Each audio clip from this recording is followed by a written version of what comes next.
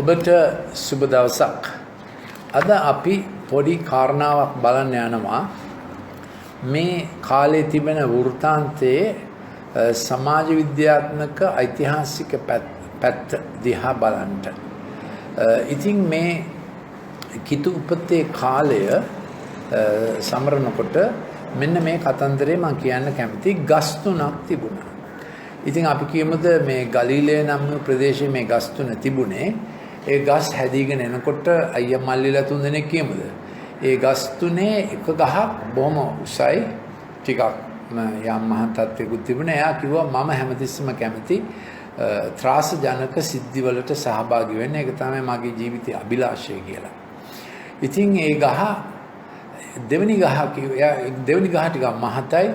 එයා කිව්වා එහෙම නෙමෙයි මම නම් හරි යටහත් මම කැමති මිනිස්යන්ට සේවය කරන්න සත්වයන්ට සේවය කරන්න මම කැමති ඒකට කියලා. තුන්වෙනි ගහ උසයි ගැට ගොඩක් තිබුණා. එයා කිව්වා මම කැමති මම නම් ඔය ඕගලන් වගේ නිකම් පෘථග්ජන අදහස් වලට නෙමෙයි මම කැමති රජ කෙනෙකුගේ සිංහාසනය වෙන්න කියලා. එහෙමයි තුන්වෙනි ගහ හිතුවේ.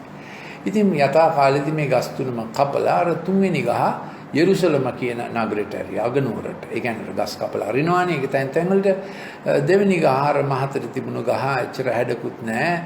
ඒක ඇරියා බෙත්ලහෙම කියලා නගරයකට. පළවෙනි ගහ ඒක පාවිච්චි කරා ගලීලෙම. එයා කිව්වා ඒක දිග ගහක්. එයා හිතුවා වගේ මෙයාව බෝට්ටුවක් හැදුවා. ඒ කියන්නේ ගස් කපලා දන්නවනේ හාරලා බෝට්ටුවක් හදලා ඒ බෝට්ටුවේ කැපිතාන් උනේ සයිමන් කියලා එක්කෙනෙක්. ඉතින් එයා ඒ ගලීලේ මුහුදේ බොහොම මේ දක්ෂ කපිටෙක් කෑග් ගන්නවා සද්ද කරනවා. එයා කවදාකවත් කුණාටුවක් එනවා කියවට නවතින්නේ නැහැ. ඉදිරියටම යන මිනිහෙක්. එහෙම ඉන්නවනේ. ඉතින් සීමොන් හැවත් සයිමන් එහෙම මිනිහෙක්. එයා තමයි නැවේ කපිටා. ඉතින් ඉතින් ගොඩක් මේ කුණාටු මැදින් අරම මේවා එයා තරමක යම් කිසි ධනයක් තිබුණා. හැමෝම දන්නවා. සීමොන් කියවම හැමෝම දන්නවා. කෑග් ගන්නවා මාළු මාකට් එකේ දන්නේ නැද්ද? එහෙම ඉන්නවනේ. ඉතින් මොරටුවයක් දන්නා මිගමුවයක් දන්නා මාළු මාකට් එකේ කොයි වගේද කියලා නේ. ඉතින් සීමොන් එහෙම එක්කෙනෙක්. ඉතින් ගලීලේ මුහුදේ දවසක් මෙයා රෑ තිස්සේ මාළු එල්ලුවට අහුනේ නෑ මුකුත්. ඉතින් හත වැදිලා මේ මහන්සි වෙලා පැත්තකට වෙලා මේ දැල් සෝදමින් ඉන්නකොට එතනට ආව මේ ප්‍රදේශයේ වඩුවෙක්. එයා ඉතින් ගොඩාක් වැඩුවට කරාගේ තාත්තත් වඩුව හැමෝම කිව්වේ තාත්තා වඩුව නම් පුතත් වඩුව වෙනවනේ ඒ කාලේ එහෙමයි. ඉතින් හැමෝම යාම වඩුවෙක් හැටියට දැනන් හිටියා. හැබැයි මේ ළඟදී ඉඳලා එයාට අවුරුදු 30ක් වුණාට පස්සේ එයා ටිකක් මේ ආත්මික කතන්දර ආත්මික ඉගැන්වීම් කරන්න පටන් ගත්තා. ඉතින් හැමෝම එයා වඩුවක් කියලා දන්නවා. නමුත් මේ අලුතෙන් එයා පටන් ගත්ත ආත්මිකේව ගැන එච්චර මිනිස්සු අහගෙන හිටියෙත් නෑ. අර වඩුව නිසා ඒ කාලේ දීවර බෝට්ටු තියෙන අය පොසත්. අදත් එහෙමනේ බෝට්ටු අයිති අය පොසත්. හැබැයි මේ වඩුව නිසා එයා හැමතිස්සෙම මේ වඩුවේට තමයි කරේ දීවර කර්මාන්තයේ අයිති අය පොසත්. වඩුව මේ බැල මෙහෙවර කරා. ඒගොල්ලෝ බොහොම සුළු පඩියකට තමයි වැඩ කරේ. ඉතින් මේ ක්‍රිස්මස් ස්ටෝරි එකේ පසුබිම මම මේ කියන්නේ. ඒකේ විද්‍යාත්මක පැත්ත, විද්වත් පැත්ත, හිස්ටොරිසිටි, ඓතිහාසිකත්වය, පුරාවිද්‍යාත්මකව මොනවද අපිට හොයන්න පුළුවන්. ඒ ටෙක්ස්චුවල් ක්‍රිටිසිසම් කියන්නේ යම් කතා පුවතක් යම් පොතක තිබෙනවද ඒකට අදාළ සෝසස් ප්‍රභවයන් මොනවද? ඕක ඕනෑම හෙරඩොටස් ගැනත් හිපොක්‍රටිස් ගැනත් ෂේක්ස්පියර් ගැනත් අපේ තියෙන පරණ පොත් ඕනෑම එකක් ගැන අපි ඉස්සෙල්ලා අහන්න ඕන මේ වර්තමාන පොත අපිට දැන් මුද්‍රිත ලෙස ලැබිලා තියෙනවානේ. මේකේ ප්‍රාථමික මූලාශ්‍ර තාම තිබෙනවද? ඉතින් මේ මියුසියම් එකේ තිබෙන්න බලන් කෞතුකාගාරවල තිබෙන්න පුළුවන්. ඉතින් ලූක්තුමා වෛද්‍යවරයෙක්. එයා යේසු ක්‍රිස්තුතුමාගේ උපත ලිව්වා. එතකොට අර ශාස්ත්‍රවන්තයෝ අපු හැටියෙම ඒ ලියපු කතන්දර එකක්. ඉතින් පළවෙනි එක මේ පොතේ මූලාශ්‍ර අදත් තිබෙනවද? අඛණ්ඩ සම්ප්‍රේෂණයක්. continuous transmission එකක් විශ්වාස කරන්න පුළුවන්ද? දැන් අපි කියමු මේ ලූක්තුමා ලිව්වේ ක්‍රිස්තු වර්ෂ අපි කියමු 50 විතර. ඒ මුල් පොතට කියන්නේ ඔටෝග්‍රාෆ්. මුල් පොතට කියන්නේ මුල් පිටපත ඔටෝග්‍රාෆ්. ඒ ඔටෝග්‍රාෆ් එක ට්‍රාන්ස්ක්‍රයිබ් කරේ ආපහු පිටපත් කරේ කවදද? ඒකේ පරණම පිටපත මොකද්ද තියෙන්නේ? දැන් දැනට ඔය gospel කියන ඒවා 4ක් තියෙනවානේ. Matthew, Mark, Luke, John. ඒ ජෝන්ගේ එකේ තමයි පරණම පිටපත තිබෙන්නේ. ජෝන් ලිව්වේ හැමෝම හිතනවා ක්‍රිස්තු වර්ෂ 90 දී විතර කියලා. එයාගේ පරණම පිටපත ජෝන් රයිලන්ස් යුනිවර්සිටි එකේ තිබෙනවා ක්‍රිස්තු වර්ෂ 120ට එක ඩේට් කරනවා. ඒ කියන්නේ කාබන් ඩේට් කරලා දැනගත්ත හැකි දැන් තියෙන පිටපතේ වයස කීයද කියලා.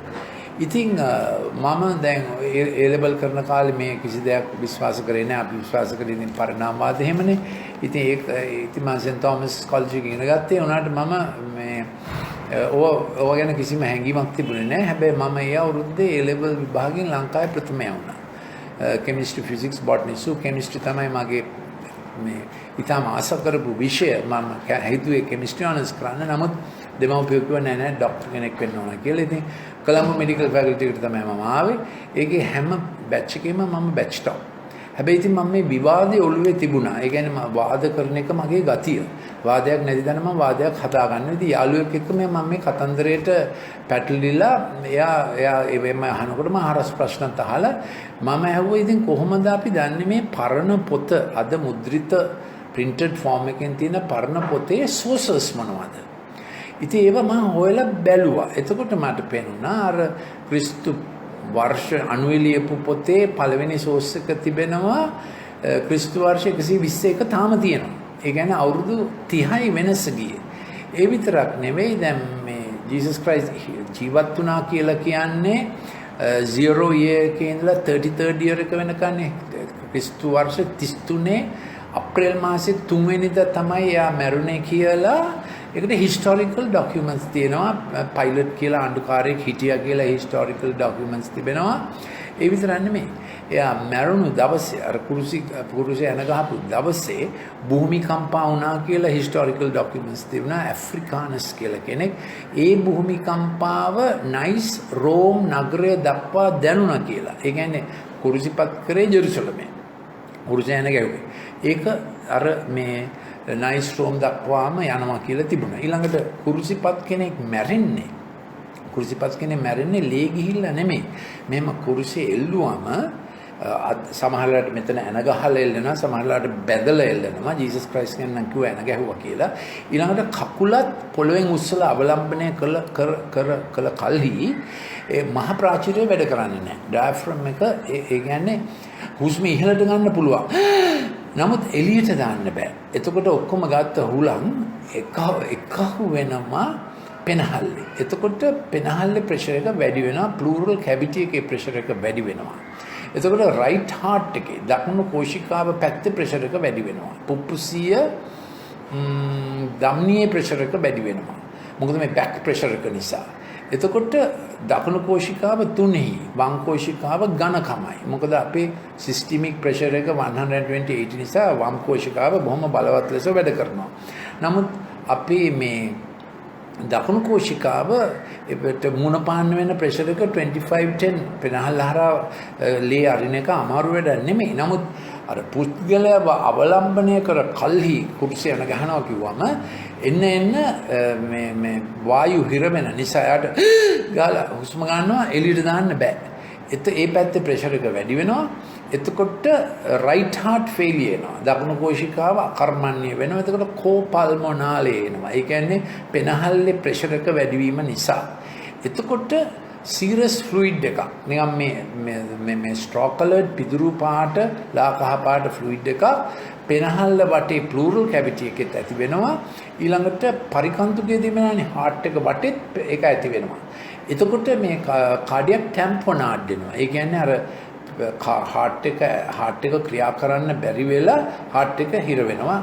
එහෙම තමයි කුරුසිය එළපිකන මැරෙන්නේ. එතකොට කුරුසිය එන ගැහුවම ගොඩක් වෙලා එහෙම කර ඉන්නවා නම් කකුල් දෙක කඩනවා. කකුල් දෙක කැඩුවම එහෙම කරගන්න බැරි වෙලා ටක් ගාලා මැරෙනවා. හැබැයි ඒ මරණය ස්ථිර කරන ක්‍රමය තමයි මේ ස්පියර් එකකින් හෙල්ලකින් ඇනලා බලනවා. මොකද එල්ලා කුරුසිය එල්ලා මරණ එක රෝමන් මෝඩ් ඔෆ් එක්සිකියුෂන්. දැන් ලංකාවේ මරන්නේ මේ එල්ලුම් ගහ හෙල්ලලානේ. එතකොට වෙන්නේ මෙතන ඇට්ලාන්ටික් එක්සියල් ජොයින්ට් එක කැඩෙනවා. කැඩෙන ගමන් අපේ මේ මෙතන තිබෙනවා මෙඩල්ලා මේ බ්‍රේන් එකේ අන්තිම කෑල්ලට ගිහිල්ලා අර කැඩිච් එක හිර වෙනවා. එතකොට අපි ඔක්කොම රෙස්පිරේටරි සෙන්ටර්, හાર્ට් සෙන්ටර් එහෙම හිර වෙලා තමයි පුද්ගලයා මැරෙන්නේ. ඒ කියන්නේ ලංකාවේ එල්ලා මරණ ක්‍රමය. කුරුසිය යන ගැහුවම වෙන්නේ හાર્ට් එක ෆේල් වෙනවා. ඒකට කාඩියක් ටැම්පොනාඩ් වෙනවා. ඒක චෙක් කරලා බලන්න තමයි අර හෙල්ලෙන් අනින්නේ. එතකොට ඒක කියනවා වතුරද ලේ කැටිද පිට වුණා කියලා. මොනවද මේ වතුර කියන්නේ? අර කාඩියක් ටැම්පොනාඩ්, රයිට් හાર્ට් ෆේලියර් ආවම මේක වටේ එකතු වෙන සීරස් ෆ්ලුයිඩ් එක තමයි ඔය වතුර කියලා කියන්නේ. ඉතින් ඒක සර්ටිෆයිඩ් ඩෙත් සර්ටිෆයිඩ්. ඉතින් අර ආයෙත් කුරුසියෙන් එළියට අරගෙන මේ කුරුසියෙන් එළියට අරගෙන ඊට පස්සේ එයාට පනාව කියන්න බෑ කොහෙත්ම කුරුසියෙන් යන ගහපු මිනිහව ජුඩිෂියලි සර්ටිෆයි කරනවා ඩෙත් එක. එහෙම තමයි ඒක සයන්ටිෆිකලි රෝම අධිරාජ්‍ය දන්නේ නැහැ. අධිරාජ්‍යයක් මේ එල්ලුම් ගහට නෙමෙයි කුරුසිපත් කරන එක කැපිටල් පනිෂ්මන්ට් ඕනවට පාට කරේ නැහැ. ඒ විතරක් නෙමෙයි ජීසස් ක්‍රයිස්ට් කියන්නේ ප්‍රසිද්ධ පොලිටිකල් ප්‍රිස්නර් කෙනෙක්. එයාට විරුද්ධව ඉදිරිපත් කරපු චෝදනාව තමයි යුදෙවරුන්ගේ රජ වෙන්න ගියා කියලා. ඒක ට්‍රීසන්. චෝදනාව ට්‍රීසන් කියන්නේ මේ රජයක් කරලන්න ගියා කියන දෙයට තමයි යාව එන ගැහුවේ. ඒ නිසා ඉතින් අර කතන්දරේ එයා පස්සේ සීහාව කියන එක අන්තිම මෝඩ කතන්දරයක්. මෙච්චර ප්‍රසිද්ධ පොලිටිකල් ප්‍රිස්නර් කෙනෙක්ව එහෙම සැක කරන්න ඉඩ තියන්නේ නැහැ. කොහොම හරි එහෙම තමයි යාගේ මරණය සිද්ධ වුනේ. නමුත් අද අපි ටිකක් ඊට වැඩිය බලන්න යනවා යාගේ උපතට අදාළ historicity, textual criticism මේ වලට සිංහල වචන තිබෙනවා. ඉතින් මේ ටිකක් බරපතලයි. textual criticism කියන්නේ පිටපත් විභාගනය. historicity කියන්නේ ඓතිහාසිකත්වය. ඉතින් අපි ගස් තුනක් ගැනනේ කියවේ. එතකොට පළවෙනි ගහ අර මේ බෝට්ටුවක් වුණා. ඒකේ කැප්ටන් සීමොන් එයා දවසක් ඔහම එයාට මාළු අහුවෙන්නේ නැති දවසක් තිබුණා. එයා ගැන ටික හිත දන්නවනේ අර හැම දක්ෂය ෆේල් වෙන්න කැමති නැහැ. සීමොන් ඒ වගේ කෙනෙක්. ඉතින් එතා මේ වඩුව හැමෝම දන්න වඩුව. එයාගේ තාත්තත් වඩුව, එයත් වඩුව. පසු කාලේ ජේසුතුමන්ට අවමාන කරනකොට කිව්වා වඩුවගේ පුතා කියලා. දන්නවනේ ඒ කියන්නේ එයා බොහොම විද්වත් ලෙස කතා කරනකොට ඒ කාලේ විද්වත් හිටිය ආගමික අය. ඒගොල්ලෝ ඒකට කැමතිුනේ නැහැ. ඒගොල්ලෝ එයාට අවමාන කරනකොට කිව්වා මේ වඩුවගේ පුතා කොහොමද මේ විද්වත් දේවල් දන්නේ කියලා. මේ මිනිස්සුන්ගේ ගතියක් නේ. තාත්තගේ රැකියාව කියලා අවමාන කිරීමේ කනගාටුදායකයි. ඒක ජීසස් ක්‍රයිස්ට් කරා. හැබැයි එයා මේ දැන් ආත්මික පණිවිඩයක් කියන්න පටන් ගත්තා. ඒ කියන්නේ ටිකක් විමතියෙන් හිටියේ මිනිස්සු මොකද්ද මේ කියලා. හැබැයි එයා පේත්‍රුස් ළඟට ආවම පේත්‍රුස් එයා දන්නවා වඩුවෙක් ලෙස. good carpenter. ඒ ගැන ගෞරවයක් තිබුණා. කොහොම හරි එයා කිව්වා සීමොන් පොඩ ඔරු නගින්න මම කැමතියි. ඉතින් අර ඔරුවේ අභිලාෂය මොකද්ද? මම ත්‍රාසය බින්දින්න ඕන. ඉතින් සීමොන් එහෙම තමයි ඔරුව පදින්නේ. කුණාටුවක් ආවත් සීමොන් බෑ කියන්නේ නැහැ. ඒ જાතියෙක් කෙනෙක්. ඉතින් ජීසස් ක්‍රයිස්ට් කිව්වා දැන් ආයසරයක් මාළු ටික අල්ලලා බලමුද? ඉතින් මේ ඒ දවල් කාලේ ඒ උදේ වෙනකොට මාළු ඉන්නේ නැහැ. මාළු උඩට එන්නේ රැට. ඉතින් සීමොන් කිව්වා මේ වෙලාවට මාළු අහුවෙන්නේ නැහැ. ඔබතුමා කියන නිසා ටීචර් කියන නිසා මම කළා බලන්න කිව්වම එතකොට මාළු අහු වුණාලු. ඒකයි කතන්දරේ. ඒකයි ඒ ගහේ කතන්දරේ. ඒතර දෙවෙනි ගහ මොකද කිව්වේ? දෙවෙනි ගහ කිව්වා මම කැමති මිනිස්සුන්ට සේවය කරන්නත් සත්තුන්ට සේවය කරන්නත්. ඒ ගහ කොහෙද ගියේ? ඒ ගහ ටිකක් තරබාරුයි, හැඩක් වැඩක් නැහැ. ඒ ගහ ගියා බෙත්ලෙහෙමට. බෙත්ලෙහෙමේ ගොඩාක් එඩේරු ඉන්නවා, බැටළුවෝ ඉන්නවා, සත්වෝ ඉන්නවා. ඒක හාරලා එක ගවයන් සහ සතුන් කන ඔරුවක් වුණා. ඒ විතරක් නෙමෙයි බෙත්ලෙහෙම තිබුණේ සිරියාව සහ ඊජිප්තුව අතර හයිවේ එක. සිරියන් ඊජිප්ෂන් හයිවේ එකේ ප්‍රසිද්ධ ඉන්න එකක්. චින්හම්ගේ ඉන්න එක කියලා. ඒතකොට බිබ්ලිකල් හිස්ටරි එක අනුව ඩේවිඩ් කියන කිං තමයි ඔය චින්හම්ගේ ඉන්නකට ඉඩම දුන්නේ. කොහොම හරි ඒක හිස්ටොරිකලි තිබුණ ඉන්න එකක්. බෙත්ලෙහෙම් ඉන් was famous. මොකද ෆේමස් බෙත්ලෙහෙම තරමක් වැදගත් නගරයක්. ඒක තිබුණේ ඊජිප්ෂන් සිරියන් ඊජිප්ෂන් හයිවේ එකේ. එතකොට ශාස්ත්‍රවන්තයෝ ආවේ පර්ෂියා වල ඉඳලා තමයි පේන්න තියෙන්නේ. මම ඒ ගැන වෙනම ක්ලිප් එකක් කරලා තිනවා. මගේ ටයිම්ලයින් එකෙත් තිබෙනවා, මගේ YouTube එකෙත් තිබෙනවා. ඔබට අවශ්‍ය නම් මට ඒක එවන්නත් පුළුවන්. මම ඩොක්ටර් ලලිත් මෙන්ඩිස් 077 49 59 214ට පොඩි WhatsApp එකක් එවුවොත් ඔබට ඒක වන්නත් පුළුවන්. ඉතින් කොහොම හරි බෙත්ලෙහෙමේ ඒ ස්ටේබල් යාඩ් එකේ තානායම පිටත ඒ කියන්නේ එතන කැරවෑන්ස් එනවා චින්හම්ස් කැරවෑන් සරාන් කියලා කිව්වේ තානායමක්නේ. එතකොට අස්සෙ පිටුට එනවා. එතකොට කොහොමත් බැටළුවෝ හා එඬේරු ඒ අවට ගැවසෙනවා. බෙත්ලහෙම කල්චර් එක ඒකයි. ඉතින් දෙසැම්බර් මාසයේ සාමාන්‍යයෙන් බෙත්ලහෙම ටෙම්පරේචර් එක සෙන්ටිග්‍රේඩ් 6ට වඩා අඩු වෙන්නේ නැහැ. දෙසැම්බර් මාසෙ වෙනකොට වැස්ස එන නිසා ගොඩක්ම මේ තන භූමි පුෂ්ටිමත් කාලයක් තමයි ඒ කාලේ. එතකොට එඬේරු හැමතිස්සෙම කැමති මේ බැටළුවන් එළියේ තියාගන්න නැත්නම් ඒගොල්ලෝ මේ චූ දානවා පූ දානවා කුර නරක් වෙනවා බැටළුව එළියේ තියෙන තරමට කැමති. අධික සීතනයක් නැත්නම් බෙත්ලහෙම බැටළුවන් එළියේ තමයි තියන්නේ. ඉතින් ඒ අලුතෙන් බැටළුව ඉපදෙනකොට ඒ කාලෙට ඒගොල්ලන්ව ඔතනවා පාන්කඩ වලින්. එතකොට මේ ජීසස් ක්‍රයිස්ට් ඉපදුනාමත් බැටළුවෝ වගේ යාවත් එතුවා රස්නේ රැකෙන්න. ඒක අපි තාමත් කරනවානේ ඉපදුන ගමන් බබෙක්ගේ රස්නේ රැකෙන්න. ඉතින් අර ඒ ලූක්ගේ ගොස්පල් එකේ ඔක්කොම තියෙනවා. ඒ තියෙන්නේ historically verifiable ඇත්ත. ඉතින් මම මේක එක්සැමින් කරනකොට මම එක්සැමින් කළා කිව්වා මේක historically ඇත්ත වගේ. ඊට පස්සේ තමයි ඉතින් හදවතට දැනෙන අත්දැකීමක් එන්නේ ඊළඟට මෙතනින් මේක වටහා ගන්න එපා ඇත්තද නැද්ද කියලා හොයා බලන්න ඕන. එතකොට මගේ මේ ගස් තුනේ කතන්දරය මේ බයිබල් එකේ තියෙන කතන්දරයක් නෙමෙයි. ඒක මගේ පොඩි පැරබල් එකක්. පොඩි රූපාලංකාරයක්. ඉතින් දෙවනි ගහ තමයි අර ගවයන් කන ඔරුව උනේ. ඒක අර ස්ටේබල් යාඩ් එකේ ඒ වගේ තව ඔරු තියෙන්න ඇති. ඉතින් මේක God battle plan එක කරනකොට the battle was raging. Enemy had overrun families, husband and wife relationships, parent and child bonds were broken. Education was in tatters, and fleecing the flock at work was all sweat, toil, thorns, dust and blood. මොකද වැඩ ක්ෂේත්‍ර බොහොම අසාධාරණ වෙලා තිබුණේ. ඉතින් අපිට තේරෙනවා එදා වගේ තමයි අදත්. Nations were ravaged by imperial design. එතකොට අධිරාජ්‍යවාදීන්ගේ අවශ්‍යතාවය සඳහා ඒ කාලේ රෝම අධිරාජ්‍යය. දැන් කාලේ යන්නේ මේ ග්ලෝබල් අධිරාජ්‍යය. ග්ලෝබල් ඔලිගාර්ක්ස්. ඒ කියන්නේ ග්ලෝබල් බ්‍රෑන්ඩ්ස් 400ක් තිබෙනවා. ඒ වලින් තමයි GDP වලින් 400 පාලනය වෙන්නේ. දැන් 1960 වෙනකොට ඇත්තම වැඩියෙන්ම විකුණන්නේ ආහාර සහ කන බොන දේවල්නේ. දැන් විකිනෙන්නේ කන බොන දේවල්ට වඩා අමතර දේවල්. මිනිස්සුන්ට අවශ්‍ය දේවල් නෙමෙයි දැන් විකිනෙන්නේ. ඒකයි ලෝකේ ප්‍රශ්නේ. ඒ global brands අද first turnover එක armament, second turnover එක motor industry, third turnover එක fashions, fourth perfumes, confectionaries, toys, pharmaceuticals. ඕවා තමයි දැන් මේ global turnover. දැන් මේ වැක්සින් එකටම කොච්චර බිලියන්ස් යනවද කියලා බලන්න. when there is safe effective early treatment, people are made to die without treatment. ඉතින් ඒව තමයි ඔය global කතන්දර. So Roman jackboot was all over. Abortion and infanticide littered the ditches of capital Rome. ඒ රෝමා නගරේ ගබ්සා කරපු ළමයි සහ මේ infanticide ළමයි පාරේ හැම තැනම. Rome was in decadence. මේකයි ඇත්ත තත්ත්වේ Jesus Christ ලෝක පහළ වෙන කල. එතකොට vomitorium was the disgusting symbol of orgies that knew no end. ඒ කියන්නේ ඒගොල්ලෝ කාලා මදි වෙලා උගුරට ඇඟිල්ල ගහලා වමනේ දානවා.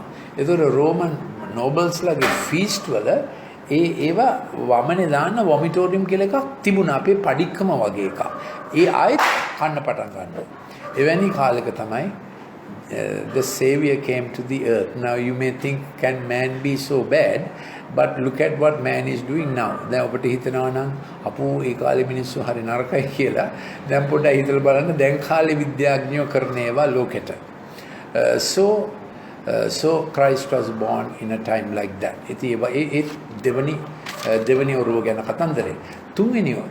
දෙවනි ගහ අර ගොඩක් ගැට තිබුණා. කාටවත් මම නැමෙන්නේ නැහැ. මම රජුගේ උතුම් කිරුල වෙන්න විතරයි මම කැමති කියපු ගහ ජෙරුසලමට ගෙනිච්චා. පාවිච්චි කරේ නැහැ ගොඩක් කල්. ඉතින් දවසක් ආව රෝම සොල්දාදු වගේක් ඇවිල්ලා කිව්වා අපිට ගහක් ඕන අපිට මේ ලොග් සෝන.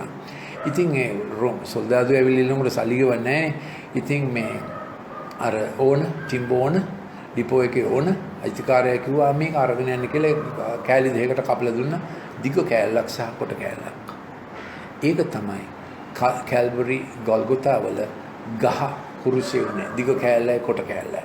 ඒක මොකද කිව්වේ? ඒ ගහ කිව්වා මම රජුගෙනගේ සිංහාසනය වෙන්න ඕන කියලා. ඉතින් අර ගවෝරුවත් හිටවලා තියෙන්නේ මෙහෙම ක්‍රචස් තුනක් මත. ලොකු ඒවා ලොකුයි. ගවෝරු කියන්නේ සත්තු කෑම කන්න දාන ඒවා. ඉතින් එතනත් තුනක් තිබුණා. ඉතින් අපි දන්නවා කැල්වරි වල කුරුස තුනක් තිබුණා.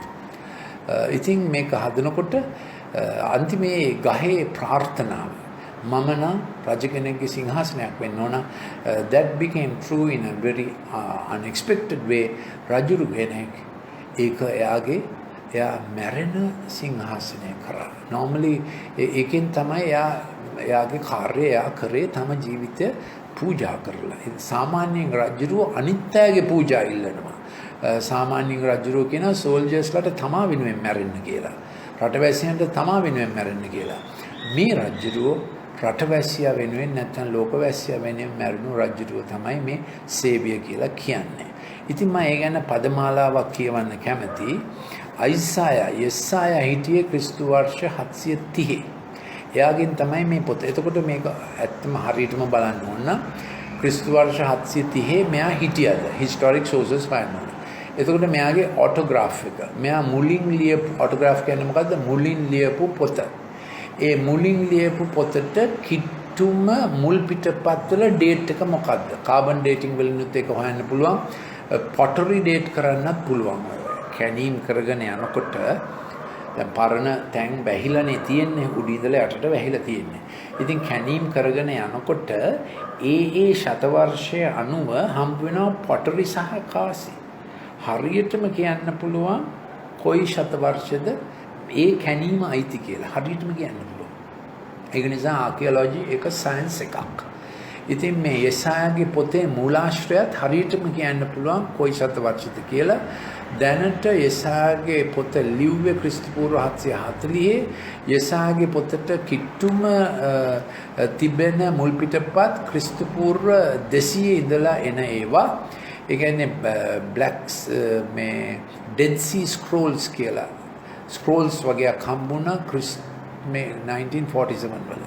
ඒ වල තිබුණා මේ යෙසායා පොතේ ගොඩක් පරණ පිටපත්.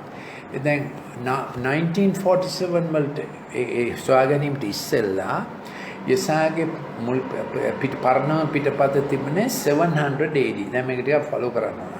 700 AD තිබුණේ. සමානව අතින් තමයි මේක කරන්න වෙන්නේ. එතකොට ඊට ඉස්සෙල්ලා තිබුණේ 700 AD එක කවද එකද මේ 700 BC වල කතන්දරයක්. දැන් 700 AD මුල් පරණ පිටපත් තිබුණේ එච්චරයි. එතකොට 1947 වල හොයාගත්තා 200 BC වල පිටපතක්. එතකොට දැන් ඒගොල්ලෝ කම්පෙයාර් කරා සංසන්දනය කරා 200 BC එකයි 700 AD එකයි. කීයද පරතරය? අවුරුදු 900ක්. ඔන්න මම රිපීට් කරනවා. 200 BC පිටපතයි 700 AD පිටපතයි ඒගොල්ලෝ සංසන්දනය කරා. කීයද පරතරය? අවුරුදු 900ක්. එතකොට 200 BC එකයි 700 AD එක අතර වෙනස්කම් ඊටම අවමයි. ඒ කියන්නේ මොකද්ද? මේ පිටපත් සම්ප්‍රේෂණය සහ පිටපත් කරණය, transmission of manuscripts and transcribing of manuscript is very reliable. ඒකේ උපුනේ. එම නිසායි අපි මේ යෙසායා පොතේ විතරක් නෙමෙයි අනෙත් බයිබල් පොත්වල historicity අපි පිළිගන්නේ මෙහෙම සාක්ෂි තියෙන නිසායි, නිකන් හිතුමතේ නෙමෙයි. ඉතින් මොකද්ද යෙසායා කියන්නේ? ඔව්හු අමාරුවට වැඩි බඩගිනි වී රටෙහි ඔබ යන්නෝය. ඔවුන්ට බඩගිනි වන විට තරහ වී තමුන්ගේ රජුටද තමුන්ගේ දෙයන් වහන්සේටද දෙස් කියා උඩ බලන්නෝය. ඔව්හු පොළව දෙසත් බලන්නෝය. එහි විපතද අන්ධකාරයේද ශෝකයේ අඳුරද තිබේ. ඔහු ගණාන්ධකාරයට පන්නනු ලබන්නෝය. එහෙත් තද ඉතින් ඒක තමයි මිනිස්සුන්ගේ ඇත්ත తত্ত্বය. ඒගොල්ලන්ට ඉස්සර වෙච්ච සිද්ධිය ඒගොල්ලන්ගේ තල්ලු කරලා දානවා. දැන් මම මුලදීම කිව්වා තාත්තගෙන් පවුලට වෙන aggression එක neglect එක තමයි ළමයට වැඩිම බලපාන්නේ. පළවෙනි අවුරුදු 3ේදී අම්මගේ ලැබෙන්දියාවෙන් තමයි ළමයාගේ මොලේ බ්‍රිලියන්ට් වෙන්නේ. අම්මා attention දුන්නේ නැත්තම් ළමයට inattention එනවා. ඒක attention deficit hyperactivity disorder දක්වාම වැඩි වෙන්න පුළුවන්. අවධාන උණතාවයක් ළමයට එනවා. අම්මා attention දුන්න කාල ළමයාගේ brain එක brilliant වෙනවා. ළමයා අභ්‍යන්තරව safe වෙනවා. තාත්තා තමයි ඒක මුලදි තාත්තා ඉන්න ඕනේ. හැබැයි අවුරුදු 3න් පස්සේ මේ confidence සහතිකයක් competence නිපුණතාවයක් ඒව දෙන්නේ තාත්තා. accreditation affirmation ඒව දෙන්නේ තාත්තා හිටියේ නැත්තම් ළමයාට ඊළඟ පිම්මත් ඊළඟ පියවරත් ගන්න බැරි වෙනවා. ඒක ලෝකේ ප්‍රධාන ප්‍රශ්නයක්. ඒක නිසා තමයි මේ God and Son මේ reconciliation එකට ආවේ. God came as a son. ඉතින් පුතෙක් ලෙස එයා පොළවට ආවා මේ විරසකය මකන ලෙස බේරන ලෙස. ඉතින් යසාය 9 කියනවා මෙහෙම අඳුරේ හිටපු අයට එළියක් එනවා. පහත් වූ අයට නැගිටීමක් එනවා. කොහෙද මේක වෙන්නේ? යෝර්දාන් අසබඩ මුහුදු පළාත. ඉතින් මේකේ කියලා තියෙනවා මේක වෙන්නේ යන්නේ ගලීලය සහ යෝර්දාන්. ඒ ගලීලය යෝර්දාන් තියෙන්නේ ලෝකේ එකම තැනක අර පලස්තීනයේ. දැන් මේ ඊශ්‍රායල් කියන පැත්තේ.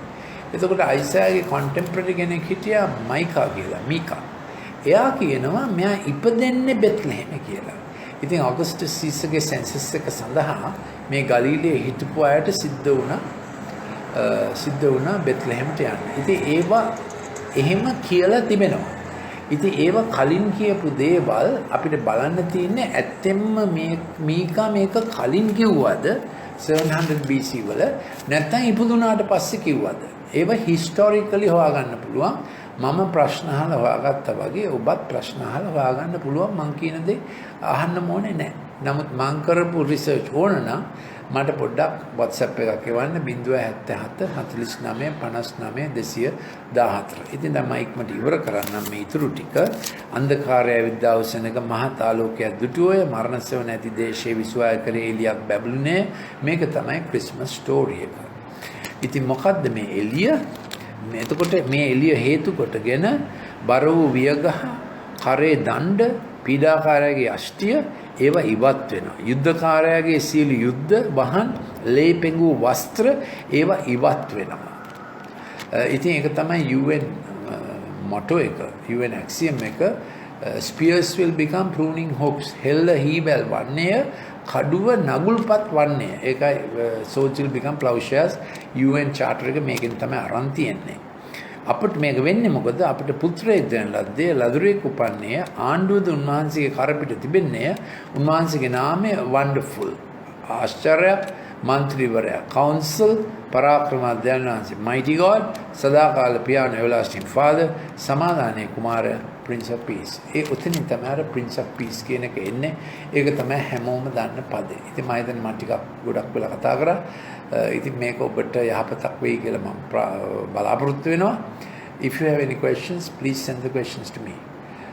You can go to my timeline or my YouTube also and find more articles like this. My blog site එක මගේ drlalitmendis.wordpress.com. ඒකෙත් ගොඩක් මේ જાති ඒවා මම ලියලා තිබෙනවා. Thank you for listening. බොහොම ස්තුතියි අහගෙන හිටියට අපි ආයෙත් සමරමු.